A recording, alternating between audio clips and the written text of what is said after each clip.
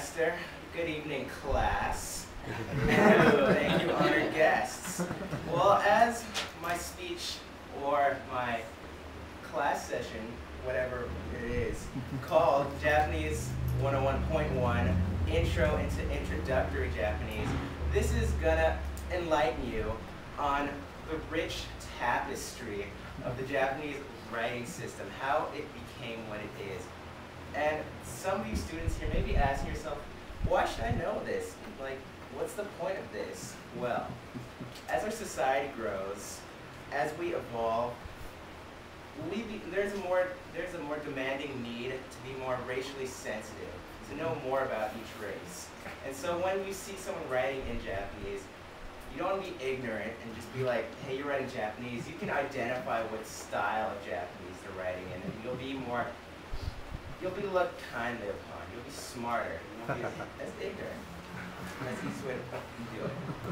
And so today I'm gonna impart on you 3 points. The first one is kanji, the traditional Japanese writing style. How it came to be. Well, not really how it came to be, what it is and why it's used.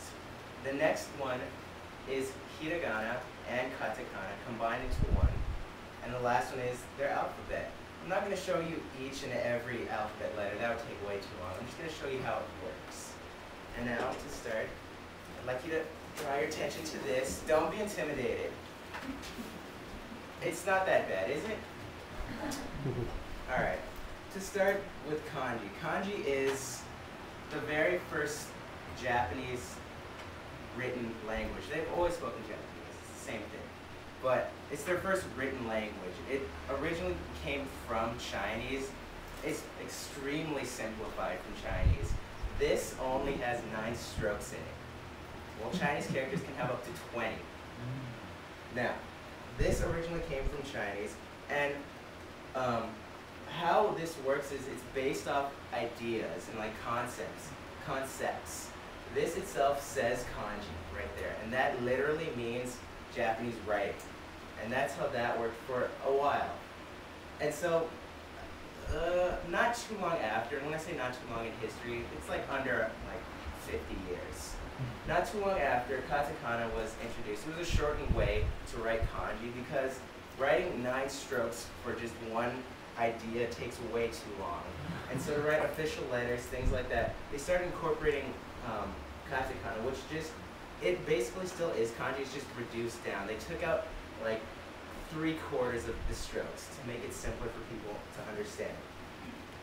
And katakana later on changed, but I'll tell you after I tell you about hiragana, which in the 5th century of the Japanese culture came out, and when it was first introduced, it came from the Manyogana Chinese style of writing, which uses syllables. It's phonetic. You actually have like sounds like A, B, C, stuff like that. It's easier to like write out.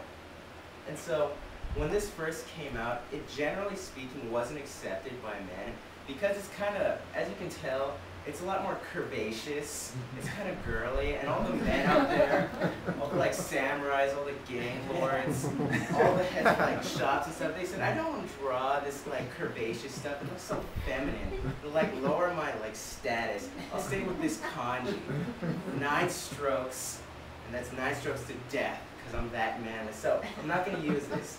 And so hiragana at its beginning was also considered a very uneducated writing language. And so women had to adopt it since sadly they weren't allowed to like be as educated as men. And so this became known for a while as onanue, which means feminine writing. For a few centuries it was known as that. But then the way it became adopted into the normal language is male poets, since poetry is, feminine. It's just like that. It was used mostly in poetry and like informal like love notes to like women and stuff. They used hiragana because it looked nice instead of this like stoic kanji or katakana, which it's still pretty like linear. That's a good way to put it. It's still pretty linear in comparison to this. And so they slowly started doing this, and slowly, over the course of centuries, it became their natural way of writing. Currently, where Japanese is right now, they use hiragana as their normal way of writing. And katakana is used, since it still is, it's the same thing as hiragana, they use the same words, or the same symbols, the same pronunciations. It's used mostly for non-Japanese words, like Pepsi, if you pronounce Pepsi. Katakana is used for that, or non-Japanese names. Anything that's non-Japanese, or quotation marks, if you're quoting someone, you use katakana. Kanji is still used. It's more of a fancy way of writing, or if you don't want to if you don't want to spell out a word, you'll just write the kanji for it. It takes about the same time, but it's more, it shows intellect to use it. And so now down to their alphabet. How it works is they use vowels, A, I, U, E, O, and they just attach a letter to it. So it'd be ka, ki, ku, ke, ko, sa, shi, su, se, so, and so on. That's basically how their alphabet works. It's very simplistic compared to the American Roman alphabet. And so I just showed you all of that. It was pretty simple, right? What I want to leave you with is kanji is their original style of writing. Right now it's just used, it's fancy. That's the only reason why people use it. Hiragana is what they mostly use. This is their default writing language. Katakana is used for non-Japanese things. And then with their alphabet, it's just vowels with consonants attached to it. That's it.